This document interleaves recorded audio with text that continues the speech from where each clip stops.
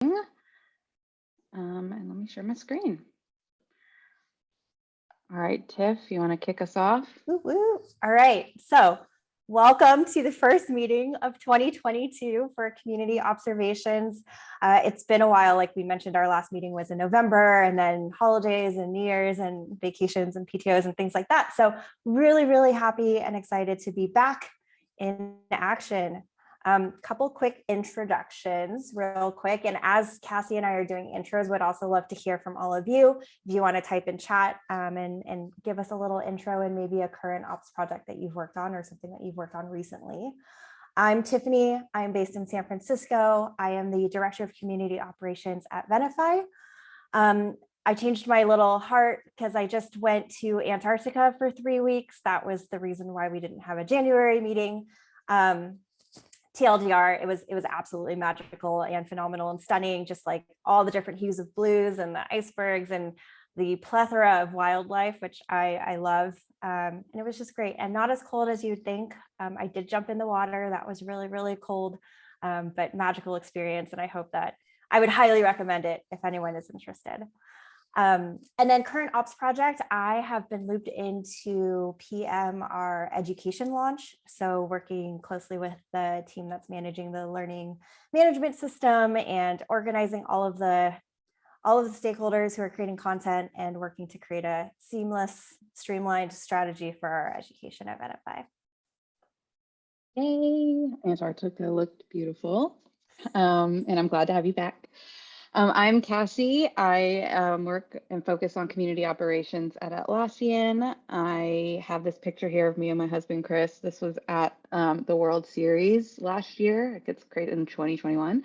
That was a really fun experience. My husband loves baseball. I can't say that I'm like a huge fan. He played throughout all of his childhood, so it was kind of fun to experience not only just like a baseball game, the World Series, but that with him as well. So that is a picture that is close to my heart.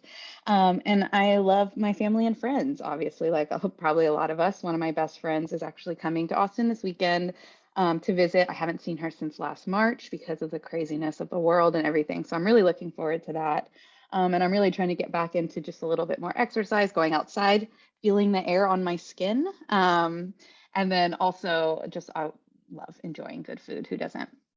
As far as a current ops project, I am currently focused on Team 22 planning.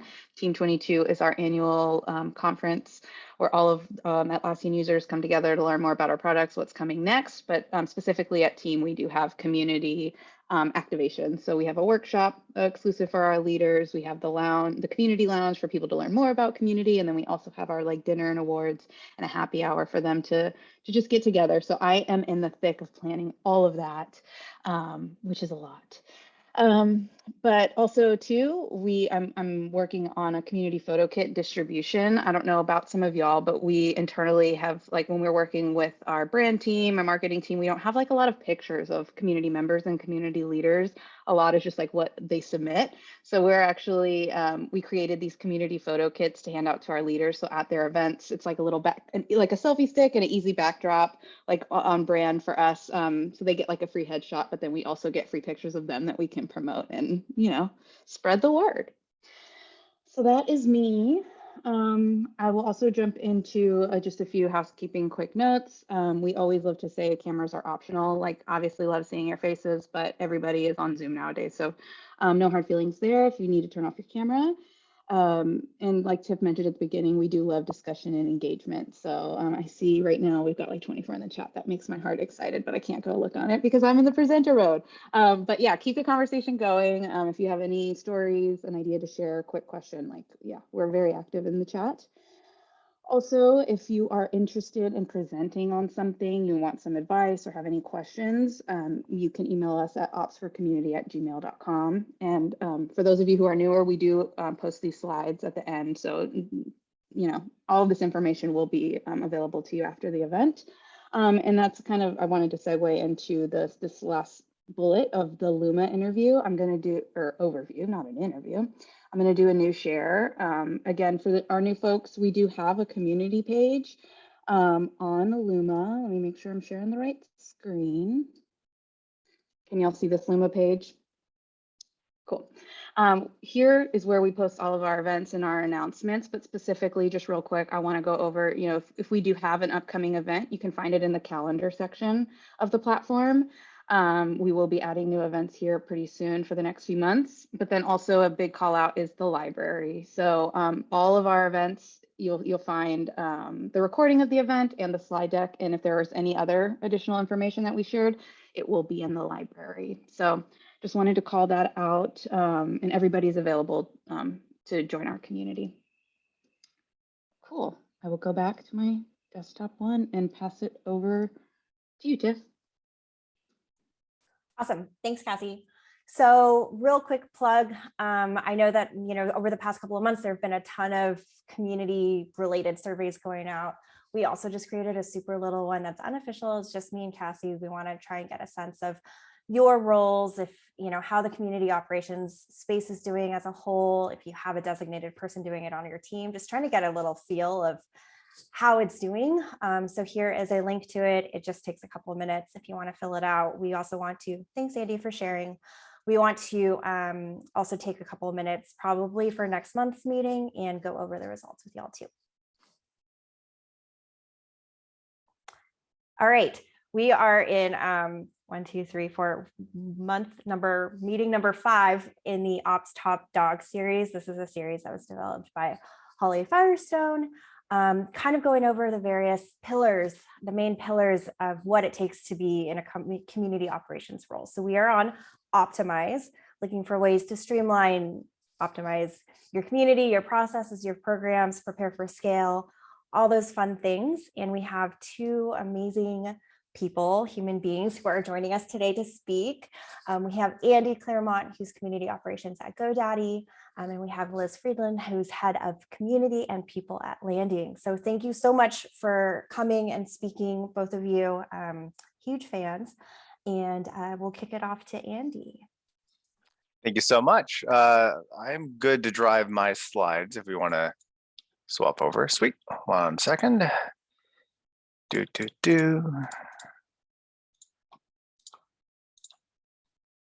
All right. And the quintessential question, can everybody see my screen? Yep. Yes. Good. All right. Fantastic. Okie dokie. So, hey everyone, as Tiffany mentioned, my name's Andy. I look after community operations at GoDaddy, which includes our GoDaddy community, GoDaddy events, and GoDaddy blog. And what I'd like to talk through today is optimization. But before I get into those specifics, I wanted to go back to when I started my career. Early on, one of the first mentors I ever had out of college said, if you're going to make it in tech, you need to learn about productivity. You need to learn how to get a lot done in a short amount of time because there's just so much to do. And what he introduced me to was getting things done. And then from there, I learned about the Pomodoro technique and deep work and all these other things. And there were all these tools and apps and things just to get more done in a day. The problem, though, was that none of these things solve the issue of, there's only 24 hours in a day. You only have so many hours to get work done. So wouldn't it be great, instead of thinking about how do I get more done, to, I actually want to do less. So rather than talking about productivity, let's talk about optimization. Let's talk about how can we be more efficient in what we're doing? How can we make better use of the time that we have available to us? So where I'm going with optimization is I'm thinking about how small tasks can add up to big activities. When we look at all the things that we're responsible for in community operations, there's a never-ending to-do list. There's a lot of stuff. And a lot of those things are really just individual tasks that add up to a greater whole. So if we take those big activities that we are thinking about, whether it be platform operations or programs or going and creating content, whatever those things are, if we can break those down into smaller bite-sized pieces, we'll be in a much better place. So one of my favorite examples for that is meetups. I spent a lot of time organizing meetups through the 2010s, and I think it's a perfect example of a community structure. Like if I just choose one type of community activity that represents what community is, I think meetups is one of the best things. So for a meetup, folks will usually join for a single event. They're coming because they want to learn something. They'll meet others in the process of attending that event. And if they liked what they experienced, they'll come back and keep showing up for more events. And through that process of continuing to show up, you'll build those relationships. And eventually, over time, they'll come back for the people, because now they have this social connection with other folks in the group. And to me, that's what community is. It's a bunch of people who have something in common, showing up time and again and building those relationships. But meetups are a lot of work. Even though they're a relatively simple thing in the grand scheme of community, there's still a lot of time and effort that goes into organizing a meetup. So the way we can approach that for meetups, but for any sort of community operations activity, when it comes to efficiency optimization, is through creating efficient routines. What are the things that we're going to be doing on a regular basis? The things that we can do again and again and again, to the point where it's what we do. So using meetups as an example, every meetup is different, right? Like different topics, different speakers, different activities, but there are patterns between meetups. And I find that that's pretty much true for a lot of the things that we do in community ops. These activities are recurring, and the structure is usually fairly similar from one instance to the next. It's just repetition. And through those activities that we're doing over and over again, we can start to set that drumbeat of our community. So when we're thinking about community operations, we're thinking about our activities, that pulse of the community. That's something that we can set, and we're in a great position in community ops to set that drumbeat. So where I like to start when I'm thinking about what are all the things that we need to do, I start thinking about, what are the things that we're doing every year, every quarter, every month, every week, every day, and listing those things out. So here's one example. If you're running a customer community, doing community ops for a customer community, every year might be doing a flagship customer event. So for Salesforce, you have Dreamforce, Shopify has Unite. Every quarter, you might have a seasonal campaign that you're supporting. If your community team sits under marketing, you might have that. If you are sitting on the customer care service side, there might be product launches that you're supporting. Then every month, you might have a member newsletter, product updates, webinars. Every week, maybe you do live streams on Twitch or YouTube or something, or maybe you do office hours for folks to come in and ask questions. And then every day, you have all the usual stuff that you're responsible for, the member onboarding, the Q&A, and the moderation. And that's just the public-facing activities. You get onto the back end, to go into Tiffany's model of front of house, back of house in a restaurant. What are all the things you're doing behind the scenes? Well, every year, maybe you have a team summit. You get together with everybody to figure out what are we doing for the upcoming year. Every quarter, you have planning sessions and offsites. Every month, you have your stakeholder updates and reports. Every week, KPI updates, one-on-ones, and then every day, maybe you're doing stand-ups. So all of that is like, there's a lot, right? Like it feels daunting, it feels overwhelming. And if you're in a position like many of us, you're a team of one or a few, and you're responsible for all of these things, it can be overwhelming. How do you handle all of these things that are on your plate? It's never ending. We go back to those efficient routines. So the first step is just sit down, catch your breath, and write down what are the things that I'm actually responsible for. List those out and start figuring out what are the processes and routines that fold into each one of those activities. So 3 steps: list your activities, make checklists for each, and create templates for each. So number 1, list your activities.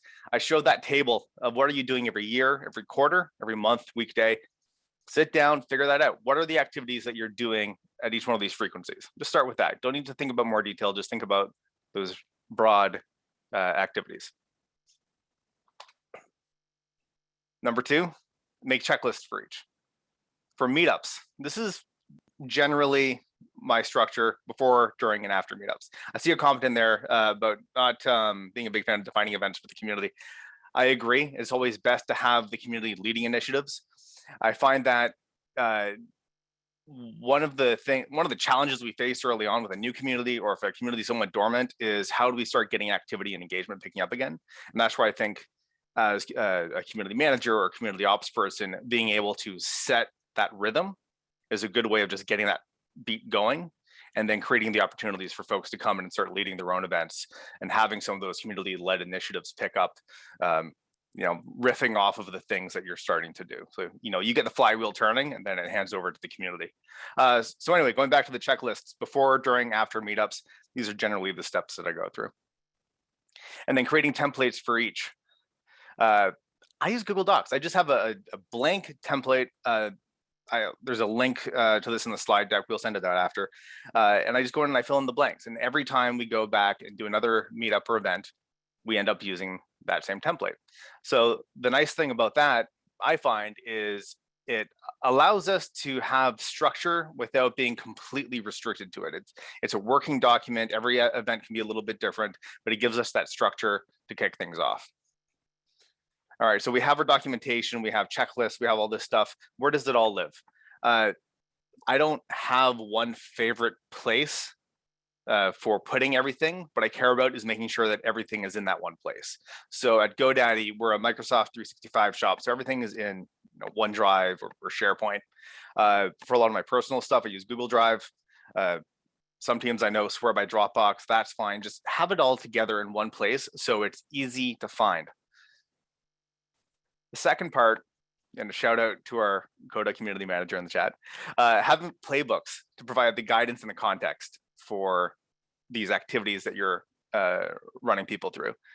I'm a fan of Coda, I'm a fan of Notion, I'm also a fan of, if you want to do it in, again, Google Docs, you want to do it in OneNote, it's just putting it all together in one place. And it's about writing that freaking manual for yourself and for your team. When you start writing these documents, and putting it all together, it helps you think through the process of the activities that you're responsible for. But as your team starts growing, or if you need to offload some activities, having something already ready to go is a huge help. So you can onboard a new team member and say, you know what, here's the onboarding documentation. It's already done. Let's talk through it. Let's identify gaps. Let's figure out where you can slide in. At GoDaddy, we have a lot of our platform operations stuff living in Confluence, so it's cross-linking with other technical specs and technical documentation. A lot of our program stuff lives in SharePoint because that's where our program managers and marketing managers and other folks live, and we're cross-linking between all of those different places. And then those checklists. Elder Millennial in the chat, WTFM, it's just a riff on RTFM. So read the friggin' manual, write the friggin' manual. When you're writing your playbooks, you're writing the manual for your community operations activities. So plugging the checklists into apps. So project management, task management apps. I've seen a lot of love for Asana and Trello. I know some teams who swear by ClickUp. Others use Monday, heck, even Jira. I used Jira for years for this sort of stuff. I don't necessarily recommend it for community operations activities, but there's nothing wrong with doing that. The point is that you have these things, again, all in one spot. You have a way to track against the activities that you're responsible for, check in on the status. And as you have different programs in flight, sticky notes on your monitor. Yes. Oh man, if I could tilt my camera down, I have sticky notes, memo pads, notebooks, all sorts of stuff. There's always something. But the nice thing about the task management apps is if you have a growing team, or if you need to ladder up into a different team. So let's say you're in a marketing org and your stuff has to be tracked in the same spot as others. Fitting in your activities in there gives a good line of sight into all of the things that you're working on. So you're not just this little black box off to the side, people wondering what the heck you're doing. And then last but not least, dedicated communication channels for your work. We use Slack at GoDaddy. I have dedicated channels for community ops and for different projects that we're working on. Those things cross-link to our documentation, so our links to our playbooks, links to our SharePoint folders, having everything linking to other things, just so that no matter where you come in to the way we operate, you're going to be able to find the related stuff. You're going to be able to find the templates, find the playbooks from wherever you are. Ditto Teams, if you're in a Microsoft environment, look at connecting SharePoint or OneDrive into your Teams setup. You can do some pretty cool stuff there. And then if you're, I don't know, doing stuff in Web3 or whatever, Discord with pinned items, bookmarked items, bots, like there's a lot of stuff that you can do there as well. So That's a lot. The TLDR of all of this is about turning the big things into small things. So all of the activities, programs, platform operations, all of those big things that you're responsible for, step back, think about what's the general structure, what are the things that we can create once and iterate often on. Focus on that is going to help you scale out, and it's also going to let you shift your focus from individual instances or individual like occurrences of an activity to how do we approach this thing overall. I like to describe it as building your community ops machine. Focus on building the machine, and then start running things through it. And that's that. Thanks for giving me the opportunity to share this stuff. I love riffing on it. If you want to find me, I'm on Twitter and on LinkedIn and in Community Club and here. So thanks, y'all. Hey, thank you so much, Andy. That was amazing. Does anybody have any questions? The chat was flying. So if there's anything that didn't get answered, I think we've got like 2 more minutes before we can move on to Liz. I have a quick question. Right now, I'm a team of 1. The plan is to backfill an open role and scale the team over time. Thank you for that session. I needed to hear some of those things, like the friggin' manual. Do you have any tips for when you're a team of 1 and you're juggling priorities, carving out space for writing the manual or documenting for when a process will scale, but right now you're just like, well, it's me and I know how to do it. I'm just going to do it my way. Any tips for kind of juggling that or kind of crossing that chasm into something that will scale more over time? I like what Scott dropped in the chat about like do it as you do it. All of the documentation that I write is usually done alongside either building out a new process. So I'm like writing the documentation as a way to figure things out simultaneously. And another part of this is if you're a team of 1 and you got too much to do, having the confidence to say, you know what, there's too much. I know all of these things are expected of me. I want to focus on the things that have the most impact. Like what's the return on investment of me spending time on this versus that?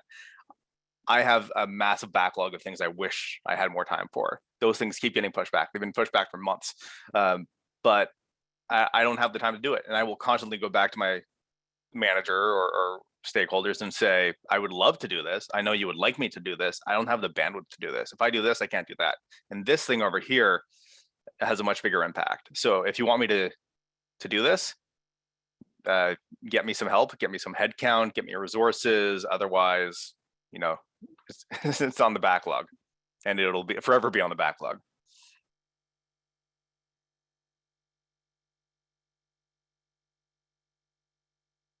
Great question. I actually just had our team had like a little life coach session earlier this morning. And that was actually one of the things that I promised to myself was to just be like, hey, submit a ticket here, or like, just be very clear about my boundaries and what I can and cannot do. Because yeah, while I'm not a team of 1, I am the only ops person on the team. So that becomes very difficult, as a lot of you may know. Oh, it looks like there's one more question. N, did you raise your hand on purpose? Yes. Cool. So hi, my name's N, pronouns are they, them. But one thing I think a lot about, and so more of a comment, but just something I think about is like, when we talk about ROIs and community, I think it like can be a hard through line. So for me, it's kind of like a red flag when like C-suite or management does not like give you some grace and allow kind of like community magic to happen. Because for me, I think it's like a 1 to 2 year investment. But I'm curious if you have thoughts on that. I just really struggle with the kind of like ROI framing of community and kind of like the people over profit type framing. Yeah, my take on it, it's a great question and a great point. I had a conversation about this very thing yesterday with my colleague. With the type of stuff that we do as community managers, and especially in community ops, we know in our heart of hearts that it's about the people and bringing people together. And that can be a hard case to make within a corporate environment. And so we end up having to wear a sales hat to a certain extent. The way I tend to approach it is figuring out who the decision maker is, like what are the things that they care about, and then figuring out how does community, what's the wedge here? What's the benefit of community that I can present to them in a way that makes sense to how they think and what they're looking for. in the back of my mind knowing what I really care about is all of the other stuff, a lot of the bringing people together around shared experiences and connecting them to each other. I'm just not going to lead with that. I'm going to lead with, we're going to increase organic search traffic with all of the user generated content that we're producing through the community, or we're going to have a customer council coming out of this, and that'll be one of the programs we lead with because product is heavily invested in this. So you find that wedge that gets your foot in the door, and then you build out from there. At least that's been my approach.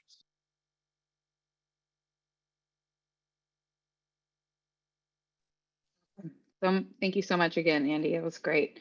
I'm going to pass it over to Liz now. If you're ready to share your screen, the floor is yours.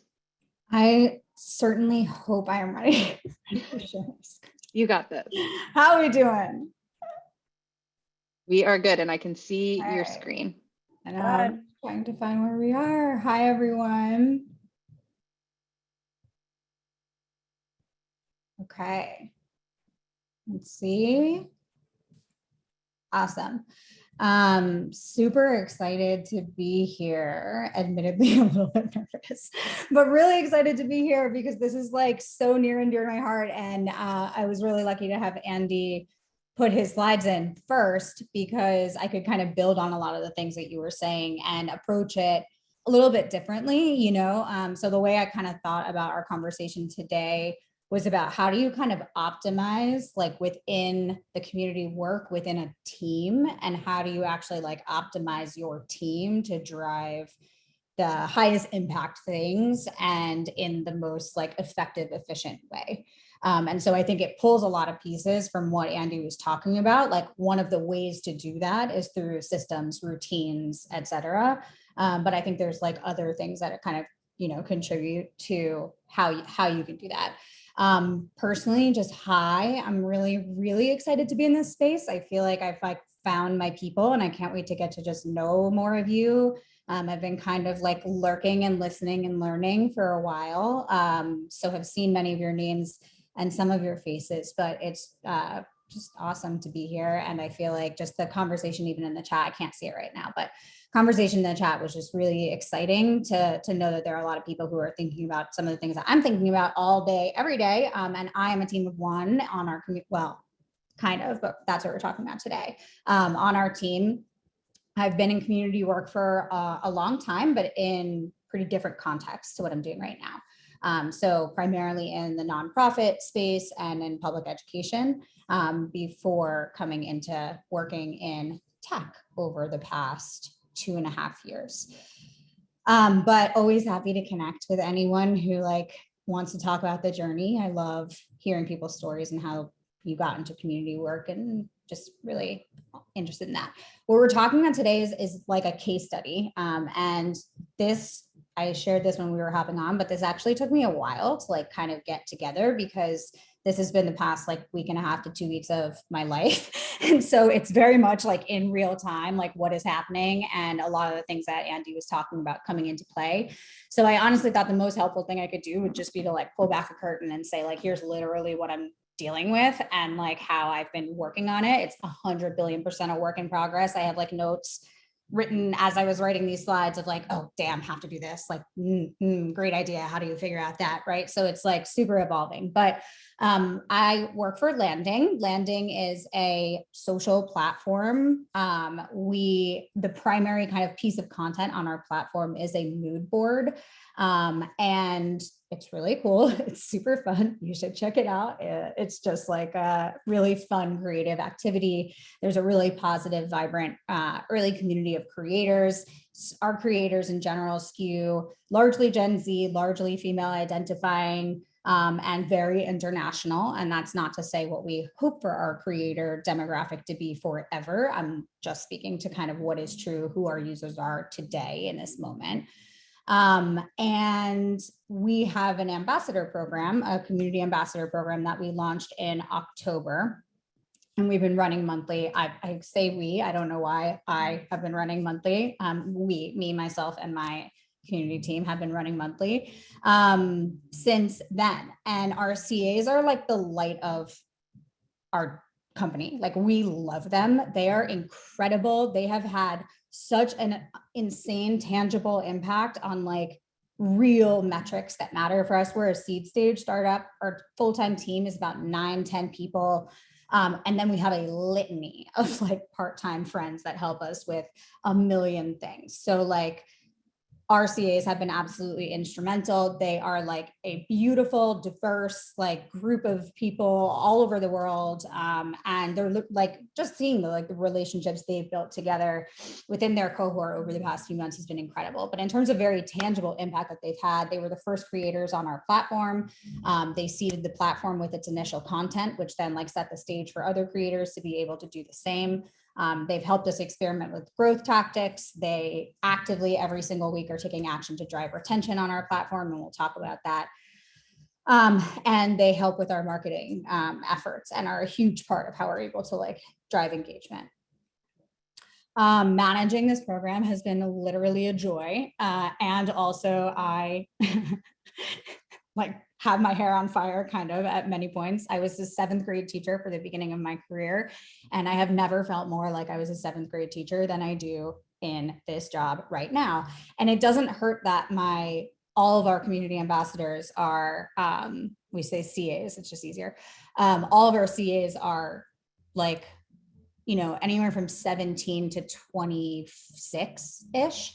And I'm like, you know, a shade above where they are, just like a friendly millennial, but like it has just been so much fun to spend time with them and kind of just like learn from them. And the age differential between like me as a teacher and my students is the same as like me now and our CAs. So it's like a very nice parallel, but it has been incredible. Like I said, there's many reasons why this program is absolutely like the right thing for us to be continuing to run right now. And there's lots of things that are going really well. And then there are a lot of things about this that are super challenging. So there's 35, anywhere from 20 to 35 of them that are active at any point in time. For many of them, it's their first ever paid job. They're in countries all over the world. There is not a single time of the day that works for everybody to get on a call. Like it just wouldn't happen given the time zones. CAs will kind of, as you can imagine, they're young and they're doing this as an hourly thing. Many of them are creators themselves, and they may have multiple roles or multiple jobs that they're working on. And so some will be in for 3 hours a week, some will give 20 hours a week. So there's a lot of like fluidity that happens in terms of the time that they're spending. And I think the last piece is like, we need to have really, really clear visibility of what they're doing, because we're testing and experimenting against data in like their actions and their activities. And so if we don't have like a really clear pulse on how they're spending their time, we can't really measure the impact of that time, right? And like what it's doing and how it's driving overall engagement in the ways that we're thinking about. So yeah, like I said, this is kind of a tough like nut to crack, and on a weekly basis is figuring out kind of like how all these pieces are going to fit together and how to come up with systems so that I can get, you know, those 30, 35 people to be like on the same boat, rowing in the same direction and at like full speed velocity on a weekly basis, but then being able to sort of iterate and change really quickly. You know, things change so fast in our company that like every single week their priorities might be different. So it's been an amazing struggle and challenge, but also totally worth it because they are the best. And so it is very, very one of those like things. And I think that many of you probably feel this way about your communities as well. So I think the way that I think about optimizing is like optimizing the what. First, there's this piece around like, what should our CAs be focusing on? What is the most impactful and important thing that they can be doing to help us drive our goals overall as a team? And what are the specific things that they are uniquely best positioned to do based on who they are and like who they are within our community? Then there's the how, which is like, how do I make it as easy as humanly possible for all of these people all over the planet who speak different languages and are very young to execute in like an organized, streamlined way that I have visibility in. And I think this is where, Andy, a lot of your pieces come in around like, where does delegation, systematizing, routinizing come in to like setting up some of those processes? So I think on the first question, it's first about optimizing the what. So our number one goal as a team right now, I know this as a member of our team, number one goal of our team right now is to help drive user retention and engagement. That's the most important thing we're focused on this month. It's like a single metric that we're really trying to test against and experiment with how we can drive. So my question as our kind of head of our CA program is to ask, like, what can our CAs do to be working in service of that goal? So how can I ensure that there's alignment between the actions they're taking and like the impact that we're hoping for that action to take? What we know for sure is that there's this like aha moment, which is that a user publishes their first board. This is landing, yay, sir. This is our platform. But there's this moment where a user might create their first board and they post it. And you can see in this first comment, they say something like, I don't post often, LOL. What they mean is like, I'm scared to put myself out there and how will I be received, right? And then there's this beautiful moment where you see in the bottom here, user Gossip Girl, who we love, says like, you're so gorgeous, OMG, followed you immediately. And what that is a moment of like psychological safety and like trust building in the community, right? And so what we see is that is like the thing, the moment that we need to start figuring out how to like replicate at scale, whether that's automated in the product eventually, but right now we don't have that luxury. We can't get there fast enough. So we have to like hack, like how are we going to have that moment happen as often as we possibly can? So we know the moment, we know some of the things that users have to do to like get to that moment. The question is, how do we get as many of our users as possible to that moment? We know that like there's all these kind of puzzle pieces. We know that that moment exists. We know a lot of our users have created boards. We know that they love the community and that's one of the things that they cite as like a positive moment. So how do we make sure that A, creators are feeling comfortable to publish a board in the first place to the feed, and then B, when they do, how do we make sure that we give them that like positive affirmation that like, yes, I love this. Thank you so much for sharing. So they feel like safe to share again. And they model that psychological safety like in the platform. So other creators who haven't published yet also feel safer to share. So again, this is all about like optimizing the what, like what are CAs focusing on? What are our ambassadors focusing on? So we know that we can trigger notification emails. We don't have notifications within our platform yet. Very new, super like young platform. But we know that we can trigger emails to creators when certain events happen. Like, for example, you get a comment on your board. So we figured out a way to kind of automate that in a somewhat hacky way. And it kind of was this clicking moment where we realized like comment on board is the positive affirmation. How do we replicate it? Our CAs are already doing this. Like that is what they're best at. They are best at creating a really safe, welcoming, joyful space, like within the community, within the platform.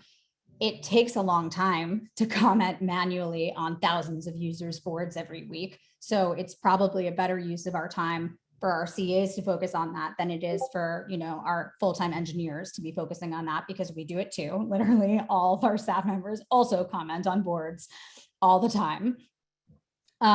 But you know, we started asking those questions and kind of, oops. Sorry, my slides are slower than my arrow. So then we start saying like, how do we get this to be something that our ambassadors can help us do? How do we do that in a strategic way so that they're not, so we can like ensure that we are giving it our best shot at moving the needle and the ways that we want to move the needle on user retention and engagement. So every week we pull, like using data from our analytics, we pull very specific groups of cohorts of users that we want our CAs to like befriend and become buddies with within the platform.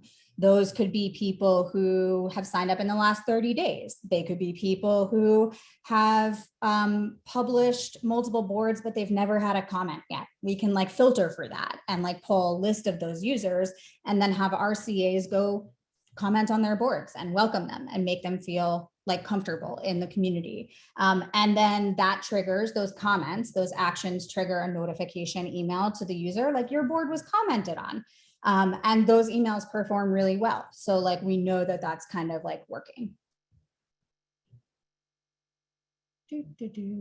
So here's just a little bit of data to show you what I mean. When users get mentioned and those comments, the open rates, like on the emails, are really strong. So what that tells us is like these strategies, these kind of manual strategies, are working and actually driving the data.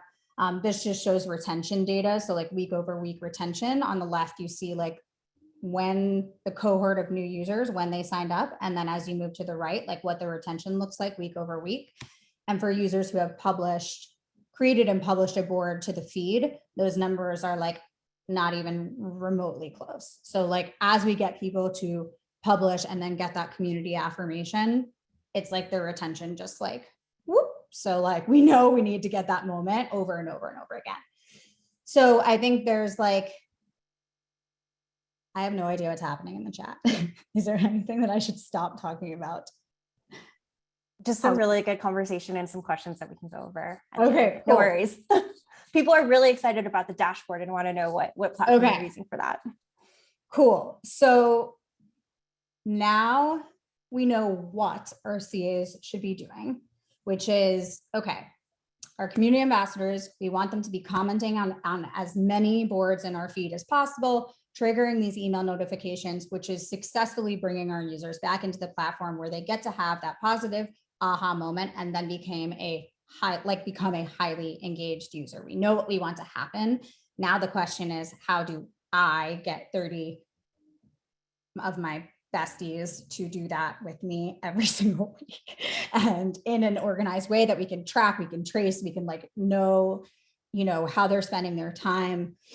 And I want to say something really important here. Like, this does not come from a micromanaging lens. And I am really, really clear in how I communicate this with my CAs, which is like, I don't need to know how you're spending your time to micromanage you. I need to know how you're spending your time because we are on a team trying to drive a goal. And if I don't know how you're spending your time, I can't help you get to that like goal. And I think there's a really important distinction there. And I don't know if it's just for me. I think all employees appreciate that, but like, especially my friends who are young and like new to professional spaces, really important. So these are like some of my takeaways of like how I try to optimize the actual like management and execution of this situation.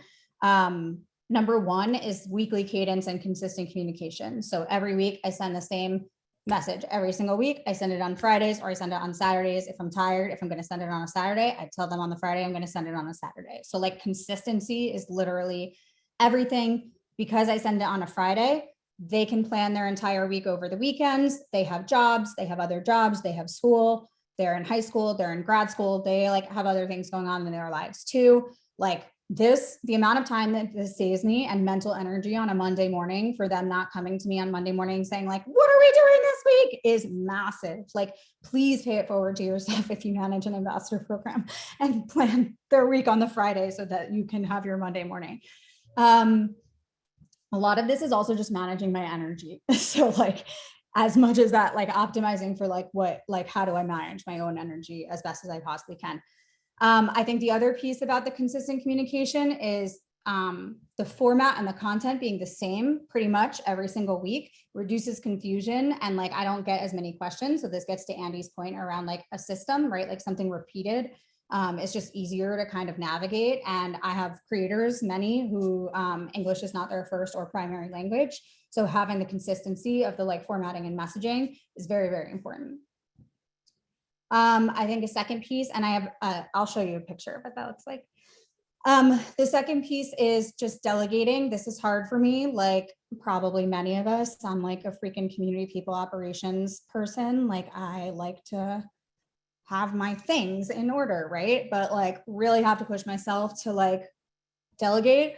So we started doing like weekly CA leadership opportunities, which is literally like a fancy way of me saying, again, this is the middle school teacher vibe. We have a pencil sharpener. We have somebody who's a paper picker upper. We have somebody who's like the board eraser, right? Like come up with cool jobs, give them names. Our CAs can take things off my plate. So like, these are things that like, I could do, but they're not the most important things for me to do. And I have other things that would be like more impactful for the entire team for me to be spending my time doing. I think one of the things that does take a lot of time is holding CAs accountable to actually engaging in our community space, which currently is in Discord. I'm trying to get CAs to hold themselves accountable, but I think that takes a lot of time to like build that kind of trust and also teach CAs how to hold their peers accountable. And so that's one of those ones that like, I don't have them doing that for each other yet. When we can get there, if we can get there, it will save me time and sort of the mental drain of having to like be like, come back into the Discord, come back into the Discord, come back in. Like, I don't want to be the mean, friend, but that'll be an optimizing and efficiency that we'll hopefully get to. We do weekly office hours. They kind of change a little bit day to day, week to week. We're still trying to figure out the cadence for it. But having a consistent space just saves time. Like there's no way I could do one-on-ones. Like that's not a thing. Like that's not even a thing. They're so young. That's like, I wouldn't have a one-on-one with them. They're like, I don't know. It's amazing. It's honestly amazing. They're like seniors in high school. I'm like, should we have a one-on-one? I don't know. I'm like, what is this professional development opportunity? What are you guys doing that I was not doing when I was a senior in high school or in college for sure? But we hold them on different time zones to try to accommodate our international friends as best as we can. And I think, again, eventually we will get to a place where CAs are leading this independently and or other creators are leading this independently. Right now, this is really still heavy-handed for me. I made the, So I've like practiced with releasing some of the responsibility on the like office hours. And, I think it's a place where our CAs still need like coaching and support, which again, makes sense. They are very young. Like we need to help support them in the places where they need it. Right. And so I have to create space for that for my time. This is just a quick snapshot of what that like weekly comms looks like. Discord has a space limit, so I have to like be as succinct as I can, which is not easy considering the fact that I'm still talking. Nothing if not self-aware, but that is an example. Obviously, anybody can take a piece of it, take a peek at it. I think another one that really kind of gets at optimizing our people around the table is like making sure the people who are there as CAs who are in the program are like really in and really invested. And if they aren't, or if they can't, participate in that involved of a way, like how do we create a very frictionless and positive and easy way for them to kind of exit themselves from the program? So we created like a monthly opt-in, opt-out. Every single month we do like a look back on the month prior. We do an all hands, like a look back on the month prior and what we achieved, and then like what our goals are for the month ahead. And then they have to actively confirm whether they're going to choose pathway 1, 2, or 3, which is paid, volunteer, or just opt out completely. And so it gives them that choice and like just a really like kind way for them to exit themselves if it's like no longer something that can be a priority in their lives. And that's like a way of saving me time. And again, that kind of mental, emotional management energy, like to try and bring someone back if it's like really just not for them. And we're always like, if you can't be a CA right now, great. Like you're still one of our creators. You're still part of our community. Like you can come back. And I've had them leave for a month or 2, and then come back and be a paid CA when they like had more time. So I think that flexibility has been really helpful for them too. On the admin optimization side, we do like public hours tracking every week, both because it's like easy. We need it all in one space for me. And also because it then becomes a way that CAs can see how other CAs are spending time. And like, if they're stuck, they can look at how someone else is spending their hours and like do a little self-serve help before they ask me. Payrolls once a month. We have a payroll platform that makes it super easy to pay international creators, which was kind of like a non-negotiable for our CA program for me. And then given the demographics of our user base are super international.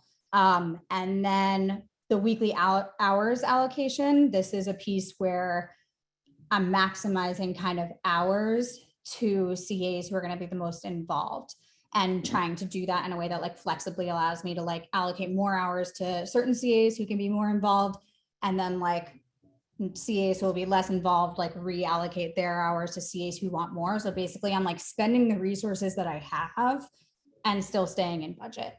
Because I don't want to underspend, because I want to give it our all, and I want to put as many resources. If CAs want the hours, like I want to put as much resources as I can, as I have ability to help us like move the needle. So this is just like what that looks like. They have a tracker, they love it. They put little emojis in their tracker. Like I put their emojis by their names, but they put their emojis in their actual hours.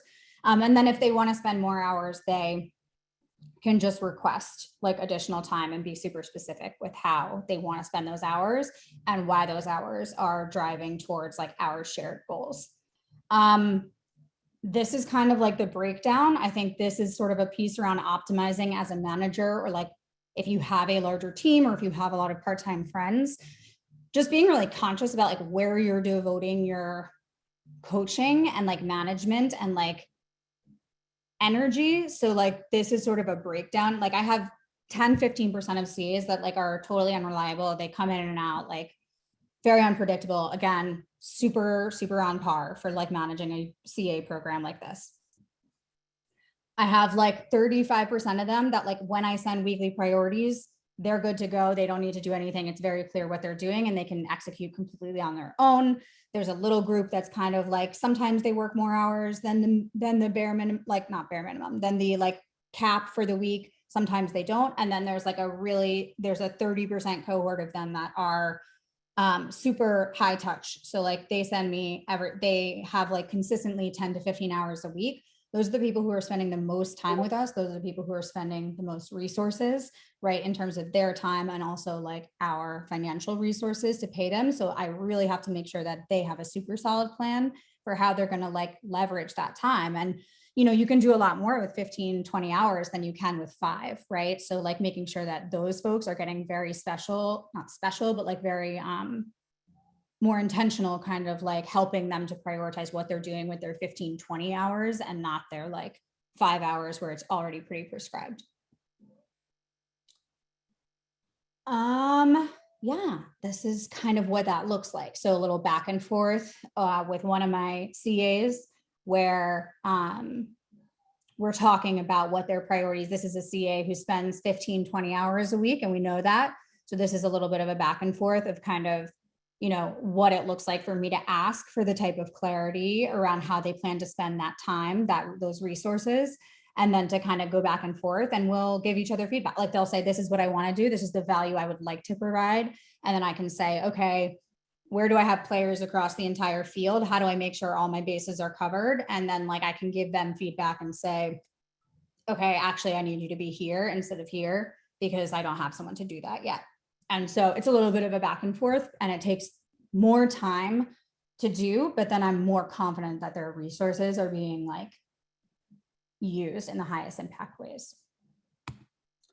That